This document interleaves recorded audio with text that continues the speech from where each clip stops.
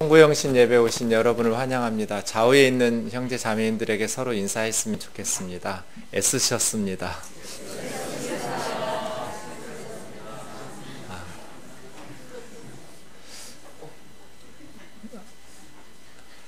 참 쉽지 않은 한 해였던 것 같습니다. 메르스 사태에서부터 시작해서 여러 가지 많은 어려움들이 있었습니다. 요즘은 포기하지 않고 잘 버티는 것만 해도 대박이라고 그렇게 힘겨운 나날들이었습니다. 새해에는 좀 기쁜 소식들이 많이 있었으면 좋겠습니다. 한 해를 보내고 새해를 맞이하면서 오늘은 시편 60편의 말씀을 가지고 정리하고 또 새로운 한 해를 돌아보고자 합니다. 시편을 설교할 때마다 제가 항상 하는 이야기가 있습니다. 시편은 다른 성경과 다르다입니다. 시편은 다른 성경과 다릅니다. 다른 성경들은 하나님께서 선지자들을 통해서 먼저 주신 말씀이에요. 그런데 시편은 하나님께서 먼저 주신 성경이 아니에요. 사람들이 하나님한테 먼저 드렸던 기도나 찬송이에요. 그것을 하나님께서 들으시고 다시 하나님의 말씀으로 우리에게 주신 성경이죠. 시작부터 다릅니다. 그래서 시편을 연구할 때는 이 시편 기자가 하나님에게 무슨 이야기를 하려고 했는지를 파악하는 것이 중요합니다. 시편 60편은 하나님께서 주신 게 아닙니다. 시편 60편 다윗인 것 같은데요. 하나님의 백성인 성도가 하나님 앞에 먼저 기도한 거예요. 그 기도를 들으시고 하나님께서 다시 우리에게 하나님 말씀으로 주신 것은 너희도 이렇게 기도하라는 뜻이거든요. 그런 의미에서 시편 60편 저자가 하나님에게 무슨 이야기를 하고 싶었을까? 하나님에게 드리고 싶은 말씀은 무엇이었을까를 생각하는 것이 중요한 성경 해석이 되겠습니다. 제가 시편 60편을 다시 천천히 읽어보겠습니다. 여러분 앞에 눈으로 따라 읽으시면서 생각은 하나입니다. 시편 60편 저자는 하나님에게 무슨 말씀을 드리고 싶었을까? 무슨 기도를 하고 싶었던 것일까를 찾아내는 것입니다. 하나님이여, 주께서 우리를 버려 흩으셨고 분노하셨사오나 지금은 우리를 회복시키소서. 주께서 땅을 진동시키사 갈라지게 하셨사오니 그 틈을 기우소서. 땅이 흔들림이니이다. 주께서 주의 백성에게 어려움을 보이시고 비틀거리게 하는 포도주를 우리에게 마시게 하셨나이다. 주를 경외하는 자에게 깃발을 주시고 진리를 위하여 달게 하셨나이다. 셀라. 주께서 사랑하시는 자를 건지시기 위하여 주의 오른손으로 구원하시고 응답하소서. 하나님이 그 거룩하심으로 말씀하시되 내가 뛰놀리라. 내가 세겜을 나누며 숫꽃 골짜기를 측량하리라. 길르앗이 내 것이요 므낫세도 내 것이며 에브라임은 내 머리의 투구요 유다는 나의 규이며 모압은 나의 목욕통이라. 에돔에는 나의 신발을 던지리라. 블레셋아 나로 말미암아 외치라 하셨도다. 누가 나를 이끌어 견고한 성에 들이며 누가 나를 에돔에 인도할까? 하나님이여, 주께서 우리를 버리지 아니하셨나이까? 하나님이여, 주께서 우리 군대와 함께 나아가지 아니하시나이다. 우리를 도와 대적을 치게 하소서. 사람의 구원은 헛됨이니이다. 우리가 하나님을 의지하고 용감히 행하리니 그는 우리의 대적을 밟으실 이심이로다. 아멘. 결국 이 시편 60편 저자가 하나님께 드리고 싶은 말씀은 몇 절에 있는 것 같습니까, 여러분? 1절에서 12절까지 핵심 구절이 몇 절일까요? 이 사람 하나님한테 무슨 얘기하고 싶은 거예요?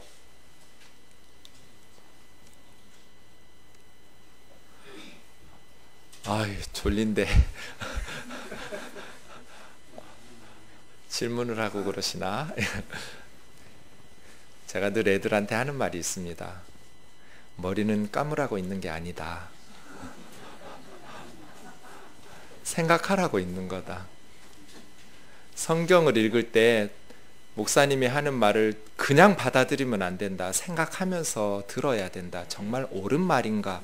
목사님 성경 해석이 옳은가? 바른가? 그러지 않으면 신앙생활이 우리가 교회당이 아니라 바보당이 된다. 바보당. 생각하시면서 성경을 읽으셔야 돼요. 이 사람 하나님에게 무슨 말씀 드리고 싶었을까? 1절부터 다시 한 구절씩 살펴보겠습니다. 하나님, 주께서 우리를 버려 흩으셨고 분노하셨사오나, 새 동사가 연속으로 나왔습니다.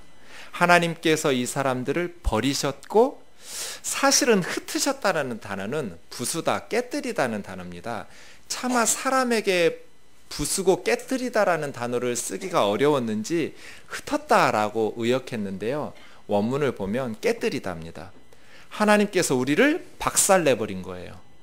하나님께서 버리셨고 깨뜨리셨고 분노하셨어요. 그러나 지금 우리를 회복시키소서. 마치 하나님께서 버리시고 흩으시고 깨뜨리시고 분노하시니까 2절처럼 느꼈어요. 땅이 진동시키고 갈라짐, 막 지진이 나서 땅이 갈라진 것 같은 거예요. 그 틈을 기우소서. 기우소서라고 했던 말이 라파예요. 여호와 라파 많이 들으셨죠? 치유하시는 하나님, 고치다, 치료하다. 틈이라고 번역된 것은 파멸, 그런 뜻이죠. 파멸된 우리의 삶을 고쳐주십시오. 땅이 요동치면서 흔들리고 있습니다. 지금 그러니까 시편 60편 저자가 처한 상황은 매우 심각한 상황이에요. 지금 뭐 낭만적인 로맨틱한 시가 아니에요. 박살난, 너무나 긴박하고 지금 막 땅이 지진이 나서 흔들리는 것 같은 거예요. 마치 땅이 갈라져서 하나님 기워달라고 하는 것처럼 우리를 고쳐달라고 다급하게 부르짖고 있죠. 주께서 주의 백성에게 어려움을 보이시고 어려움을 주셔서 어려움을 당하게 하시니 어려움을 보게 됐겠죠.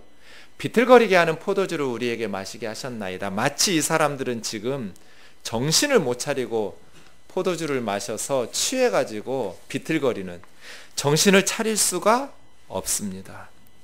술 많이 마시고 비틀거리는 사람처럼 하나님께서 우리를 버리시고 깨뜨리시고 분노하시면서 하나님께서 우리를 심판하셔서 지금 땅은 요동치고 지진이 나서 갈라진 것 같고 우리는 술 취해서 정신 차리지 못하고 비틀거리는 사람 같습니다. 이것이 시를 시작하면서 하나님, 그러나 지금 우리에게 찾아오셔서 고쳐주세요. 회복시켜주세요. 이지요. 4절입니다. 주를 경외하는 자와 주를 사랑하는 자가 4, 5절에 나옵니다. 주님을 두려워하는 자, 주님을 존경하면서 경외하는 자에게 깃발을 주셔서, 깃발을 흔들면 사람들이 모이겠죠? 주님을 두려워하는, 주를 경외하는 자들에게 깃발을 주십시오.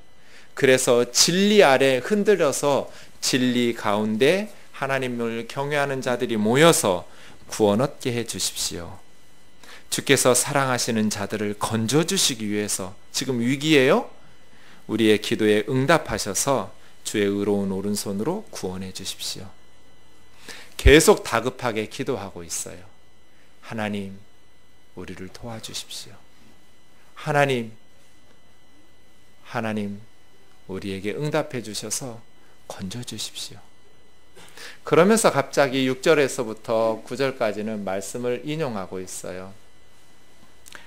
6절이요? 하나님이 그 거룩하심으로 말씀하시되, 그 다음부터 괄호 부분이 말씀 인용 부분이에요. 내가 뛰놀리라. 내용상 기뻐 뛰노는 거예요. 하나님께서 기뻐하시면서 내가 세겜을 나누며 수꽃 골짜기를 측량하리라. 길르앗이 내 것이요 므낫세도 내 것이며 에브라임은 내 머리에 투고요 유다는 나의 규이며 모압은 나의 목욕통이라. 에돔에는 나의 신발을 던질지라. 블레셋아 나로 말미암아 외치리라 하셨도다. 하나님께서 기뻐 뛰노시면서 세겜과 수꽃과 길르앗은 이스라엘의 도시 이름이에요.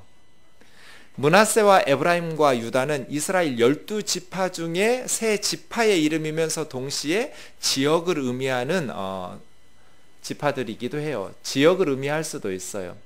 그 다음이요, 모압과 에돔과 블레셋은 이스라엘 주변에 있는 나라들이에요. 제가 지도를 했는데요, 세모 있는 곳은 도시, 세겜을 나누고 수꽃 골짜기를 측량하고 길르앗을 나누고, 그 다음 므낫세와 에브라임과 유다에 대해서 이야기하시고, 그 다음 모압과 에돔과 블레셋에 대해서 이야기한 지역들, 저는 잘 보이는데 여러분 보이실지 모르겠어요.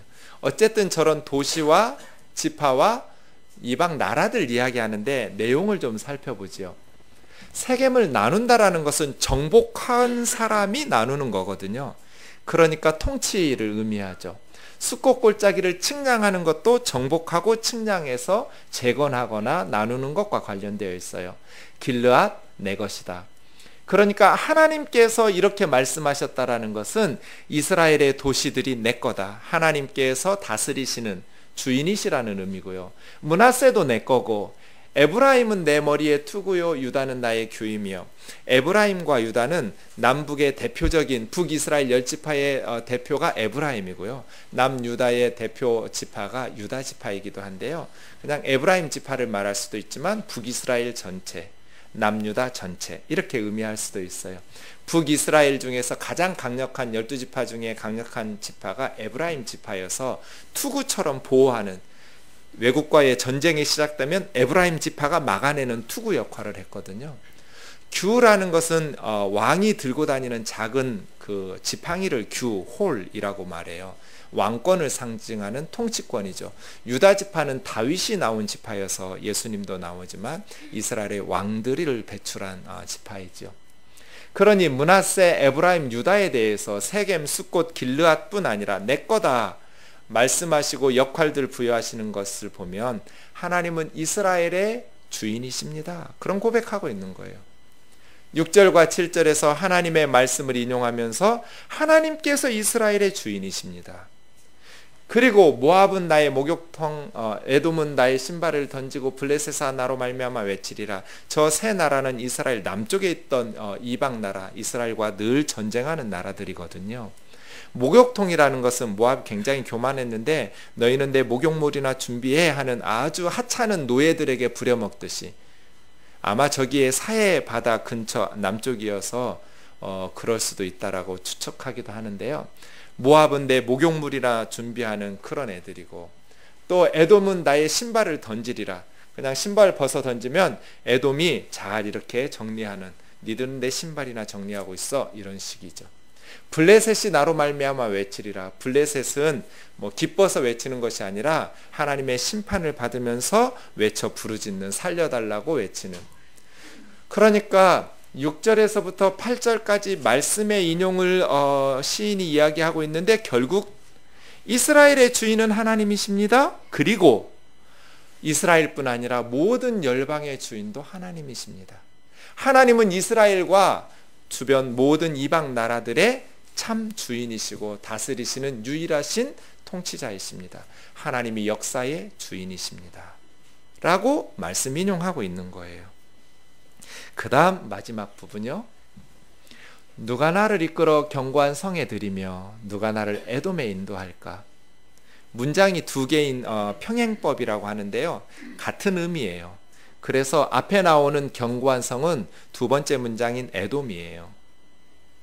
누가 나를 이끌어 견고한 성에 들이며 누가 나를 에돔에 인도할까? 질문이 두 개죠. 누가 나를 견고한 성에 들여서 나를 에돔으로 인도할까? 하나님이여 주께서 우리를 버리지 아니하셨습니까? 하나님이여 주께서 우리 군대와 함께 나아가지 아니하시나이다. 이제 드디어 이 시의 비밀이 다 풀리게 됐어요. 1, 2절에서 하나님께서 버리셨고 이들을 박살내서 부수셨고 하나님께서 분노하셨어요. 그랬더니 땅이 지진이 나서 흔들리는 것 같았고 마치 갈라져서 땅이 요동치는 것 같았어요. 하나님 응답하소서, 구원하소서. 진리의 깃발 아래 주를 경외하는 자를 불러 모으시고 주를 사랑하는 자들을 기도에 응답하셔서 오른손으로 건져달라고. 그러면서 하나님의 말씀을 인용하는데 그 말씀의 내용은 하나님은 이스라엘의 주인이시고 온 열방의 주인이시라고 고백하면서 결국 9절에서 누가 나를 이끌어 견고한 성에 들이며 누가 나를 에돔으로 인도할꼬. 그러니까 지금 이 시인은 에돔과의 전쟁을 앞둔 이스라엘의 책임 있는 리더예요. 그렇죠? 견고한 성읍 에돔과의 전쟁을 앞두었는데 하나님께서 이 군대를 버리셔서 함께 가지 않았었던 거예요. 그래서 이스라엘이 깨졌어요. 머리가 부서지는 것 같았어요. 전쟁에서 나라가 패전한다라는 것은 이보다도 더 위험한 상황이 없지요. 하나님께서 버리셨어요. 박살내셨어요. 분노하셨어요. 그래서 이스라엘의 군대와 함께 나아가지 않으시니까, 하나님께서 그들을 버리시니까 땅이 갈라지는 것 같았고 지진이 나는 것 같았고 죽을 것 같은 거예요. 그럼에도 불구하고 우리 11절 12절 같이 읽습니다. 시작. 우리를 도와 대적을 치게 하소서. 사람의 구원은 헛됨이니이다. 우리가 하나님을 의지하고 용감하게 행하리니 그는 우리의 대적을 밟으실 이심이로다. 그럼에도 불구하고예요. 하나님께서 왜 버리셨겠어요? 왜 이스라엘의 군대와 함께 가지 않으셨겠어요? 죄 때문이죠. 이스라엘이 하나님을 버리셨기 때문에 하나님은 절대로 우리를 먼저 버리시는 법이 없어요. 우리가 버리는 거죠. 하나님의 백성이 하나님을 버리지 않는데 하나님께서 버리시는 법은 없어요. 이스라엘이 하나님을 버렸어요. 그러니까 하나님도 이스라엘을 버리셨어요. 그랬더니 하나님과 함께 가지 않는 이스라엘의 군대가 에돔에게 깨진 거예요. 그것을 깨닫고 그럼에도 불구하고 우리를 도와 대적을 치게 하소서. 사람의 구원은 헛됨이니이다. 우리가 하나님 의지하고 용감하게 행하리니 하나님은 우리 대적을 밟으실 자이심이로다 하고 시가 끝나요.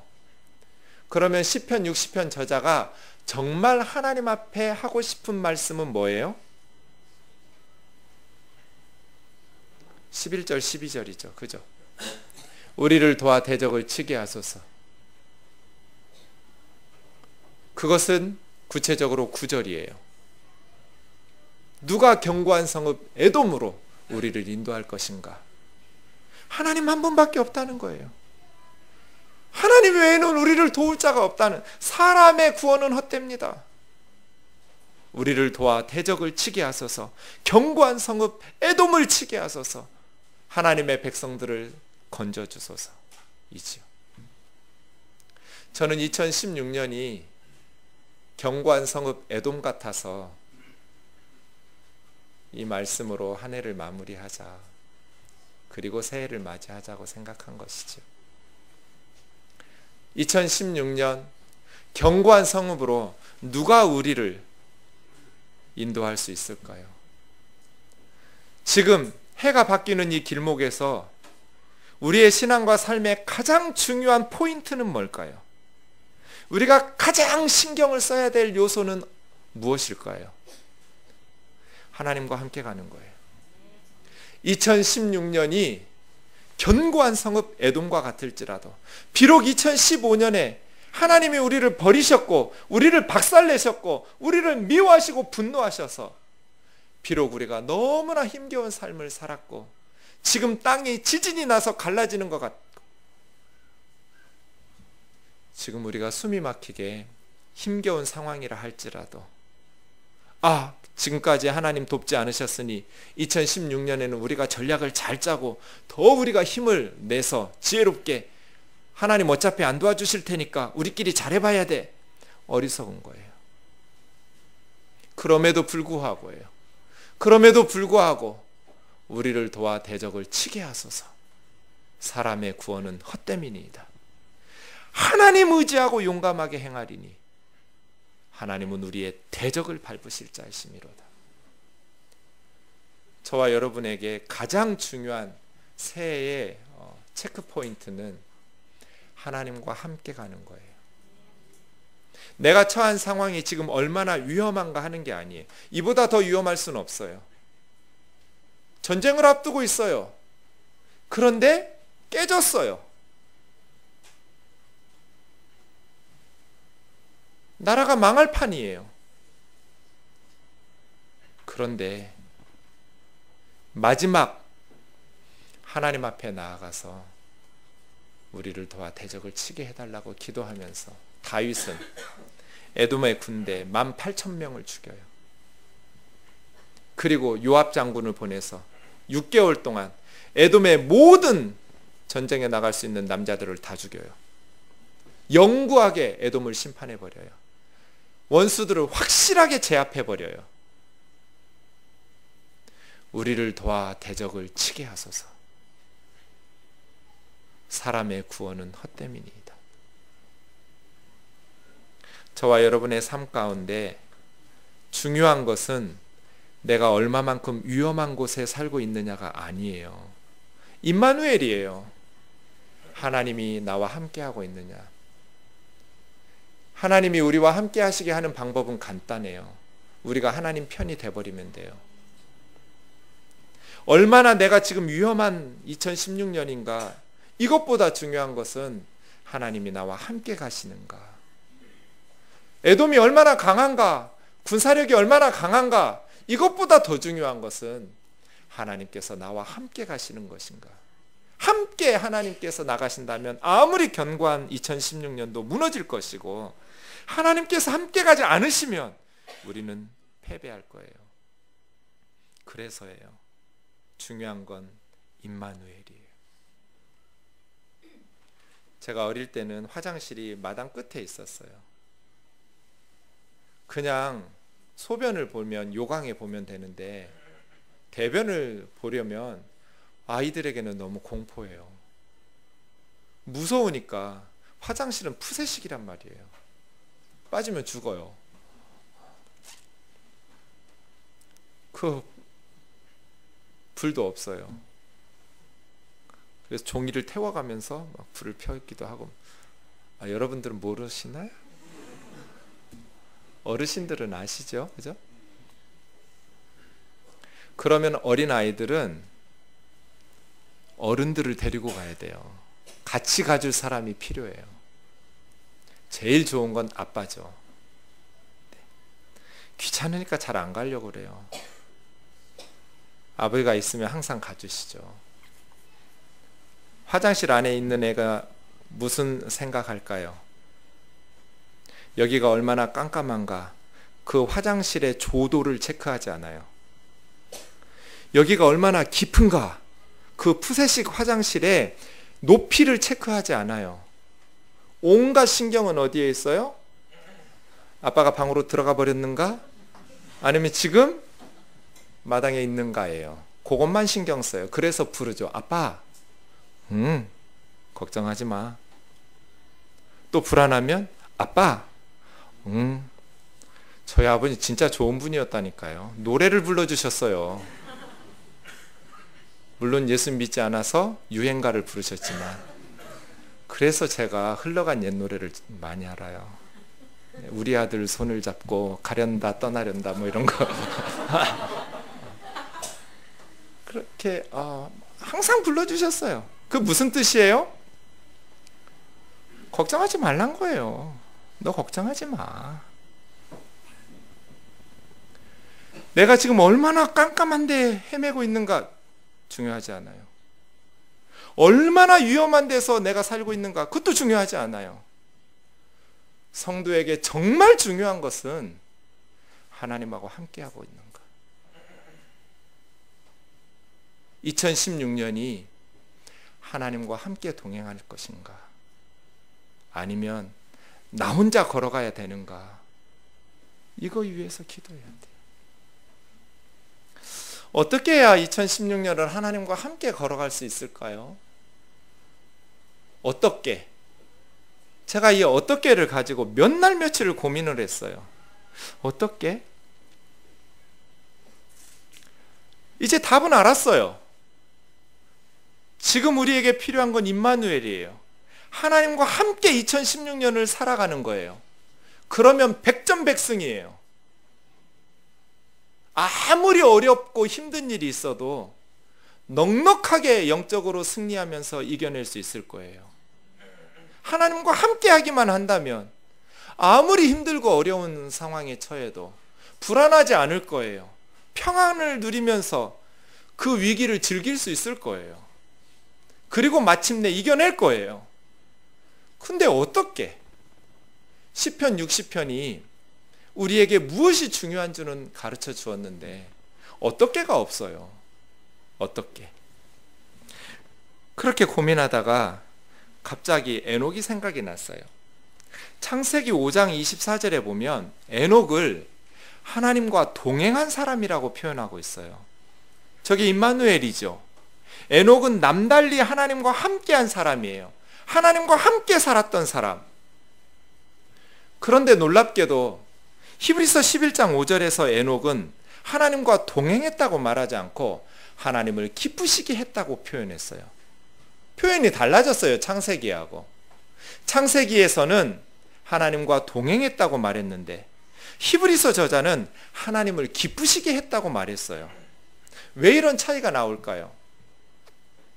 신약 성경은 히브리 말로 된 구약 성경을 그대로 하면 이스라엘 사람들밖에 못 읽기 때문에 로마 제국 사람들이 다 읽을 수 있는 70인 성경을 가지고 70명이 번역했다고 해서 70인 성경이에요. 이 셉투아진트를 로마 제국의 언어로 헬라어로 번역했기 때문에 모두 다 읽을 수 있는데 이 셉투아진트에서 창세기 5장 24절이 동행이라고 번역되어 있지 않고 기쁘시게 했다라는 단어로 번역해 놨어요. 그러면 이스라엘의 랍비 70명은 왜 함께 했다, 동행했다, 임마누엘을 에녹이 하나님을 기쁘시게 했다라는 단어로 바꿔놓았을까요? 하나님과 함께 하는 것과 하나님을 기쁘시게 하는 것이 연결되어 있기 때문이에요. 여러분 누구하고 함께 하고 싶으세요? 함께 있으면 기쁜 사람이에요? 아니면 함께 있으면 열받게 하는 사람이에요? 누구랑 동행하고 싶으세요? 누구랑 함께 살고 싶으세요? 누구를 자꾸 다시 만나고 싶으세요? 만나면 기쁜 사람. 하나님은요? 마찬가지예요. 하나님께서 누구와 함께 하시기를 원하실까요? 하나님은 누구와 동행하실까요? 하나님을 기쁘시게 하는 사람, 에녹처럼. 그래서 어떻게 견고한 성읍 에돔과 같은 2016년을 브레이크 스루 할 것인가, 돌파해낼 것인가? 하나님과 함께 해야 된다. 어떻게 하나님과 함께 할 수 있을 것인가? 하나님을 기쁘시게 하는 삶을 살려고 힘써야 된다. 이것이 예수님의 말씀과 같아요. 요한복음 8장 29절 말씀 같이 읽겠습니다. 예수님 말씀입니다. 시작. 나를 보내시니가 나와 함께 하시도다. 나는 항상 그가 기뻐하시는 일을 행함으로 나를 혼자 두지 아니하셨느니라. 문장이 세 개죠? 윗부분, 마지막 부분은 똑같은 얘기예요. 표현만 달라요. 성부 하나님께서 성자 예수님과 함께 하셨도다. 함께 에돔 가신 거잖아요. 혼자 두지 않으신 거잖아요. 그런데 가운데 샌드위치 속처럼 예수님은 항상 하나님을 기쁘시게 하는 일을 행했대잖아요. 에녹이 하나님을 기쁘시게 하는 자라고 인정받더니 하나님의 에녹과 동행한 것처럼 예수님께서 항상 하나님이 기뻐하시는 일을 행하려고 하시니까 임마누엘, 이건 뭐 교리적으로 임마누엘이 아니에요. 체험하고 있는 거예요. 예수님은 날마다 하나님과 함께 하시는 것, 혼자 버려두지 않으시는 것을 체험하면서 공생애를 살아내신 것이지요. 사랑하는 형제 자매 여러분, 2015년 한 해가 사회적으로는 분명히 하나님으로부터 멀어졌습니다.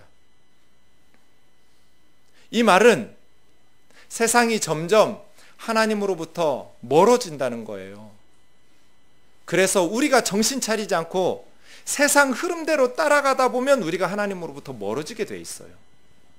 정신을 바짝 차리고 하나님께로 이 세상을 거슬러 올라서 가까이 나아가도록 힘쓰지 않으면, 그냥 세상 사는 방향대로 흘러가면 점점 하나님으로부터 멀어질 거다. 왜 그럴까요? 디모데후서 말씀을 보시죠.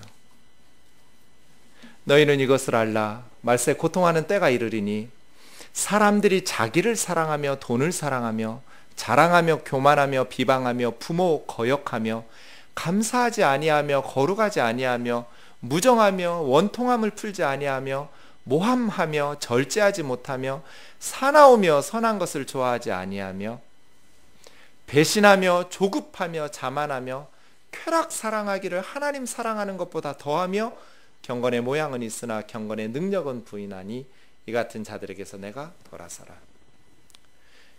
2015년이 이 고통하는 때의 항목에 비추어 볼 때 훨씬 더 심해졌어요. 2015년 전 세계 이슈가 미국 연방의 동성연애 합법화 문제였어요. 우리 한국 사회에서도 이슈였죠. 예전에는 그건 잘못이야. 비록 동성연애를 한다 할지라도. 이제 세월이 점점 어떻게 흘러가고 있냐면 자기가 하고 싶은 대로 하려는 것을 막는 것을 죄악시하는 시대로 흘러가고 있어요. 이게 달라졌어요. 예전에는 내가 하고 싶은 것을 하더라도 그건 나쁜 일이라고 인정했어요. 그런데 지금은 자기가 하고 싶은 대로 하려는 것을 막는 것을 나쁜 것이라고 이야기하고 있어요. 세상이 달라지고 있어요. 쾌락 사랑하기를. 그걸 왜 쾌락이라고 말하냐? 그걸 왜 죄라고 말하냐? 자유로운 자신의 자아를 표현하는 것을 선이라고 말하고 있어요. 하나님의 말씀, 선악을 구별하면서 절제하고 죄악을 멀리하고 선을 행하는 것을 오히려 사회는 죄악시하는 세상이 되었어요. 앞으로 점점 더 가속화될 것 같아요. 사람들은 제멋대로 살 거예요. 이러한 고통하는 때에 우리는 어떻게 살아야 될까요? 이 같은 자들에게서 돌아서라. 반대로 하면 돼요. 2절을 어떻게 바꿔야 될까요? 사람들이 자기를 사랑하는데 자기를 사랑하는 것을 반대로 하면 돼요. 어떻게 해요? 자기를 미워하면 안 돼요. 내 몸과 같이 이웃을 사랑하라고 하셨으니까 다른 사람을 먼저 사랑하고 하나님을 사랑하고 돈을 사랑하는 고통스러운 세상이 되었어요. 돈보다 사람을 더 존중히 여기고 더 소중히 여기는 사회가 돼야 돼요.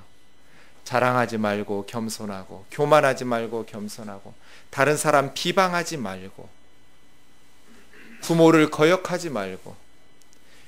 갈수록 애들이 버릇없어져요. 감사하지 아니하고 거룩하지 아니하고 이런 것들을 다 죄악시하고 있어요. 무정하고 원통함은 풀지 않고 거짓으로 모함하고 절제할 줄 모르고 사납고 선한 것을 좋아하지 아니하고 선한 것을 좋아하면 바보 취급하고 병신 취급해요. 배신하고 조급하고 자만하고 쾌락 사랑을 하나님 사랑하는 것보다 더하고 경건의 모양은 있는데 경건의 능력은 믿지도 않아요. 그래서 더 고통하는 세상이 되었어요. 사랑하는 형제 자매 여러분, 하나님의 말씀을 더 가까이 묵상하고 하나님 앞에 더 가까이 나가면서 하나님을 기쁘시게 하는 삶, 그것은 하나님을 사랑하고 이웃을 사랑하는 거예요. 더불어 함께 살아가는 것, 하나님께서는 너무너무 기뻐하시죠. 내가 어떻게 살아야 하나님을 기쁘시게 할 것인가를 기억하면서 2016년 하나님과 함께 견고한 성읍 에돔을 멋지게 무너뜨리는 저와 여러분 되기를 주의 이름으로 축원합니다.